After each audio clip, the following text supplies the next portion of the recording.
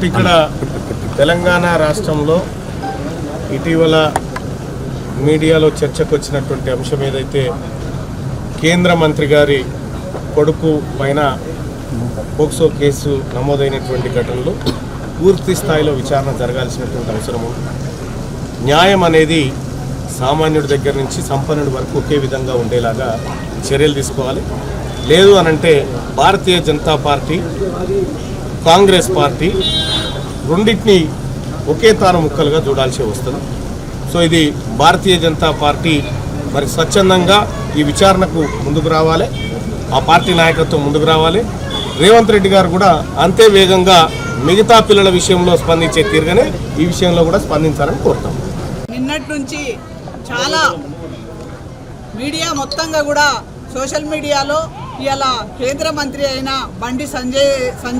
బండి సంజయ్ గారి కుమారుడు ఇవాళ ఎంత ఘోరంగా ఒక మహిళను, ఒక అమ్మాయిని 4 రోజులు 5 రోజులు తిప్పుకుంటూ ఇష్టం ఉన్నట్టు మద్యం దాగిపించి ఆమెను ఎన్నోసార్లు లెక్కలేనన్ని సార్లు కూడా ఆమెను ఇబ్బందికరంగా రేప్ చేస్తూ ఇట్లా తిరిగిన పరిస్థితి చెప్పడానికి కూడా చాలా సిగ్గుచేటైన విషయము.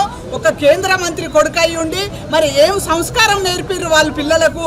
ఇలా ఒక అచ్చువసిన ఆంబోతుల్లాగా ఈ రాష్ట్రం మీద వదిలిపెట్టడానికే వాళ్ళ పిల్లలని కని పెద్ద చేసి అలా మరి ఇలాంటి పెత్తందారితనంతో ఇలా మా ఆడబిడ్డల మీద రేపులు చేయడం అనేది చాలా ఘోరమైన విషయం. ఇది మేము తీవ్రంగా ఖండిస్తున్నాం రాజ్యాధికార పార్టీ తరఫున. రేపు రాబోయే రోజుల్లో కూడా మరి ఆ బండి సంజయ్ అనేటోని కూడా ఇవాళ మరి ఖచ్చితంగా అధికారం నుంచి తొలగించాల్సిన అవసరం ఉన్నది. ఇట్లాంటి మహిళల మీద కనీసం క్రమశిక్షణ లేని విధంగా మరి ఇలాంటి ప్రవర్తన అనేది చాలా ఘోరమైన ఇది తప్పిదంగా మేము భావిస్తున్నాము. ఆయనను ఇప్పటికే కేసు పెట్టిర్రు కానీ మళ్ళీ ఎంతో టైం పట్టది బయటికి తీసుకురానికి.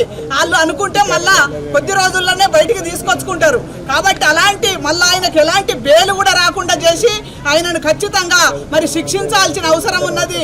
ఇలాంటి వాళ్ళకు ఉరి శిక్ష కూడా తక్కువనే అని మేము అంటున్నాము. కాబట్టి రాబోయే రోజుల్లో ఆ కుటుంబాన్ని కూడా కలుపుతాం. మేము కలిసి ఏం జరిగిందో కూడా తెలుసుకోవడానికి మా మహిళా సంఘం తరఫున మరి రాష్ట్ర మహిళా అధ్యక్షురాలుగా నేను ఖచ్చితంగా దాని మీద ఫైట్ చేస్తామని తెలియజేస్తూ ముగిస్తున్నాం.